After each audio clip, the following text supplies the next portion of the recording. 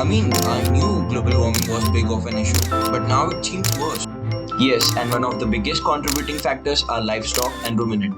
And in this video, we're going to check out how this industry is contributing to global warming. And the stats used in this video is based on the information released by Food and Agriculture Organization. Each year, animal agriculture is responsible for 18% of greenhouse gases, more than a combined exhaust from transportation, which is 13%. Livestock and their byproducts account for at least 32,000 million tons of carbon dioxide per year, or 51% of all worldwide greenhouse gas emissions. Methane, a gas released by livestock, is 82 times more destructive than CO2. Livestock is responsible for 65% of all human-related emissions of nitrous oxide, a greenhouse gas with 296 times the global warming potential of carbon dioxide. Cows produce 567 billion liters of methane a day. All these ruminants are particularly highlighted because they bleach out methane and nitrous oxide while their digestion as the byproduct. On a global scale, chicken meat and eggs grouped together produce around 790 million tons of CO2. Pigs release approximately 2.4 million metric tons of CO2 per year, produce as much as CO2 as 1.1 million cars running on road each year. Humans are responsible for clearing 1 to 2 acres of rainforest every second just for more land for farming and livestock. And this leading cause of forest destruction is animal agriculture and feed crops. We use this more extra land to grow crops which we feed to animals. Animal agriculture is responsible for up to 91% of Amazonian forest destruction. Growing feed crops for livestock consume 60% of global fresh water, and 50% of global grains are just used to feed livestock.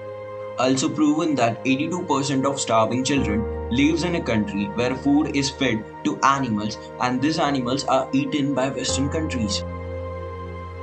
On an average, a land required to feed one person for 1 year of a vegan is 1/6 of an acre, where of a vegetarian is 3x much as vegan, and of a meat eater is 18 times as much as of that of vegan.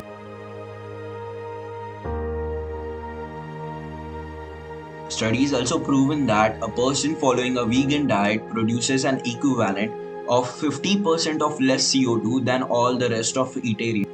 About 35% of total global food production is either wasted or ends up in landfill. Even just by raising livestock, we will exceed the global limit for CO2 level.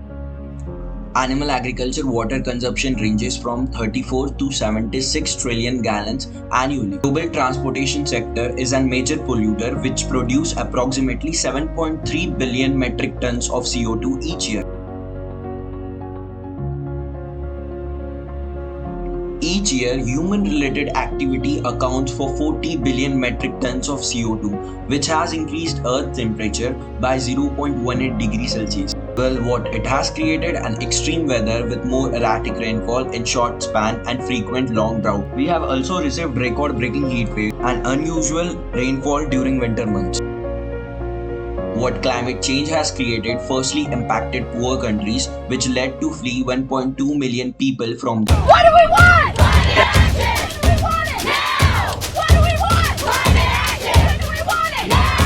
What do we want? Climate action! When do we want it now? What do we want? Climate action! When do we want it now? What do we want? Climate action! When do we want it now? What do we want? Climate action! When do we want it now? What do we want? Climate action! When do we want it now? What do we want? Climate action! When do we want it now? What do we want? Climate action! What can be done in order to avoid the upcoming catastrophe, which will be facing the largest mass extinction in 65 million years? Instead of having food produced from animals, follow a vegan diet and opt for a minimalist lifestyle.